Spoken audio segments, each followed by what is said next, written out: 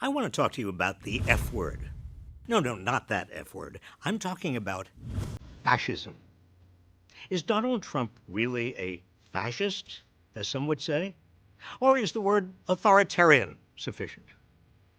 The term fascism is often used loosely, but you can generally identify fascists by their hate of the other, vengeful nationalism, and repression of dissent. To fight these ideas, we need to be aware of what they are and how they fit together. Let's examine the 5 elements that define fascism and what makes it distinct from and more dangerous than authoritarianism. First, the rejection of democracy in favor of a strongman. Authoritarians believe strong leaders are needed to maintain stability, so they empower strongmen, dictators, or absolute monarchs to maintain social order through the use of force. But fascists view strong leaders as the means of discovering what society needs. They regard the leader as the embodiment of society, the voice of the people. I am your voice. I alone can fix it. Second, stoking rage against cultural elites. Authoritarian movements cannot succeed without at least some buy-in from establishment elites. While fascist movements often seek to co-opt the establishment, they largely depend on fueling resentment and anger against presumed cultural elites for supposedly displacing regular people. Fascists rile up their followers to seek revenge on the elites. The out-of-touch media elites, the political elites, but the elites from the elites who led us from one financial and foreign policy disaster to another. They create mass political parties and demand participation. They encourage violence. You know what they used to do to guys like that when they were in a place like this? They'd be carried out on a stretcher, folks. Like to punch him in the face, I'll tell you. Knock the crap out of him, would you? And we fight. We fight like hell. Third, nationalism based on superior race and historic bloodlines. Authoritarians see nationalism as a means of asserting the power of the state.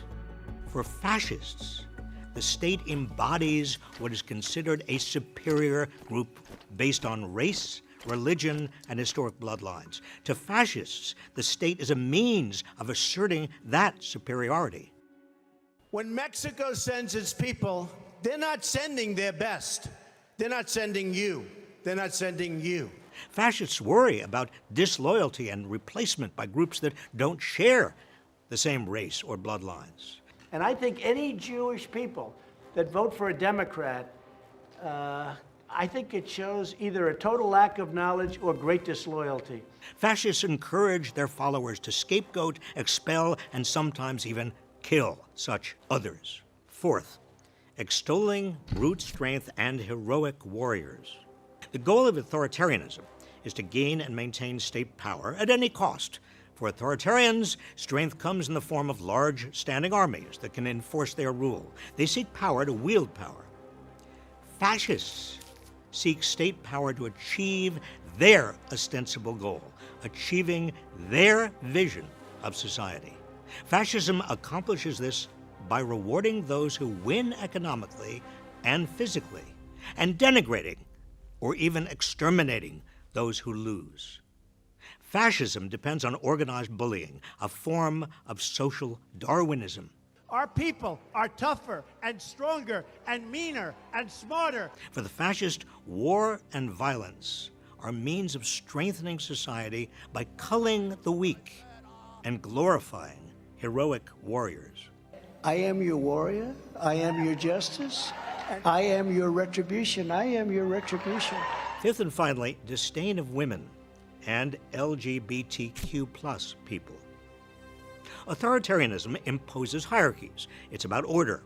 Fascism's idea of order is organized around a particular hierarchy of male dominance. The fascist heroic warrior is male. Women are relegated to subservient roles. In fascism, anything that challenges the traditional heroic male roles of protector, provider, and controller of the family is considered a threat to the social order. Fascism seeks to eliminate homosexuals, non-binary, transgender, and queer people because they are thought to challenge or weaken the heroic male warrior. I will ask Congress to pass a bill establishing that the only genders recognized by the United States government are male and female, and they are assigned at birth. These 5 elements of fascism fit together and reinforce each other. Rejection of democracy in favor of a strongman depends on galvanizing popular rage. Popular rage draws on a nationalism based on a supposed superior race or ethnicity. That superior race or ethnicity is justified by a social Darwinist idea of strength and violence, as exemplified by heroic warriors.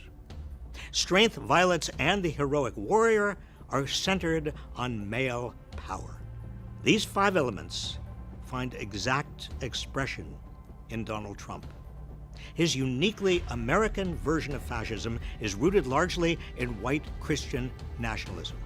It is the direction that most of the Republican Party is now heading in.